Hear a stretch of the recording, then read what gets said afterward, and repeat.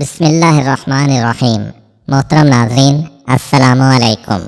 ایک دفعہ رسول کریم صلی اللہ علیہ وآلہ وسلم نے اپنے صحابی حضرت سلمان فارسی رضی اللہ تعالیٰ عنہ سے فرمایا، اے سلمان، قرب قیامت اور امت کی تذلیل کی دنیا ہی کی چند علامتیں ہیں۔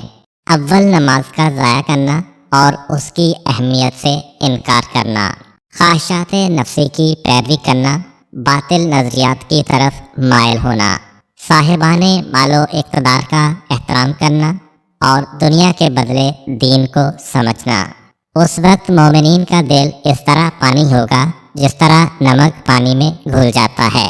یہ صورتحال منکرات اور فحاشی کی وجہ سے ہوگی۔ اے سلمان، منکر و منافق معروف ہو جائے گا، بے ایمان اور خائن امانت دار بنا دیے جائیں گے، لوگ جھوٹے انسانوں کی تصدیق کریں گے اور سچائی کو جھٹلائیں گے، عورتیں بھی حکمران ہوں گی اور اجتماعات میں شرکت کریں گی۔ اے سلمان، اس دور میں لڑکے اور جاہل ممبروں پر جائیں گے، غلط آیات اور جھوٹی روایات بیان کریں گے، لوگ واجبات میں کوتاہی کریں گے اور ان کا خیال و نظریہ یہ ہوگا کہ زکوٰۃ و خیرات دینے سے فقر و مفلسی پیدا ہوتی ہے۔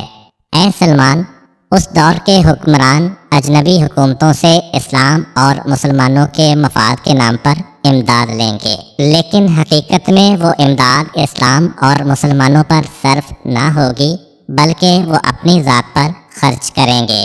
اس ناجائز مالی طاقت کے زور پر وہ غریبوں پر ظلم و ستم کریں گے۔ اے سلمان، اس زمانے میں اولاد اپنے والدین کی پرواہ نہیں کرے گی۔ اے سلمان، اس دور میں لوگ سچے اور مخلص انسانوں سے گریز اور اجتناب کریں گے۔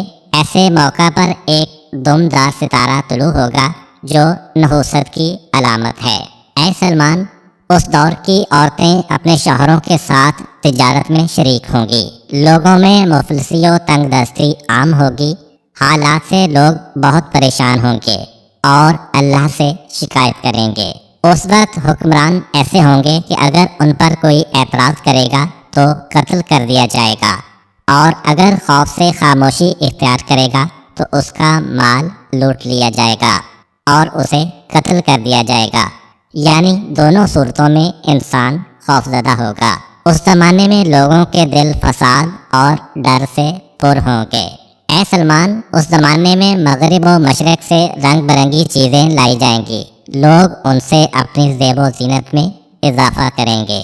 اس دور میں لوگوں کے دل اتنے سخت ہوں گے کہ وہ پریشان حال لوگوں پر رحم نہیں کھائیں گے۔ اے سلمان، مجھے اپنی امت کے خراب حال لوگوں پر افسوس ہوتا ہے۔ ایسے لوگ ہوں گے جن کی صورتیں انسانوں جیسی مگر دل شیطانوں کے ہوں گے۔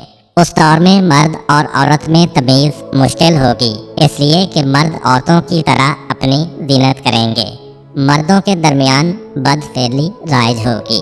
اے سلمان، وہ خراب دور آئے گا جب لوگ اپنی مسجدوں اور عبادت گاہوں کو یہودیوں کے عبادت گاہوں کی طرح سجائیں گے۔ رنگ برنگے فانوس عبادت گاہوں کو سجانے کے لیے لگائے جائیں گے، عبادت گاہوں میں قیمتی نقش و نگار بنائے جائیں گے، سود خوری عام ہوگی، تجارت اور روزی کمانے میں ناجائز طریقے استعمال ہوں گے۔ اے سلمان، اس دور میں طلاقیں بہت ہوں گی، احکام الہی معطل ہوں گے۔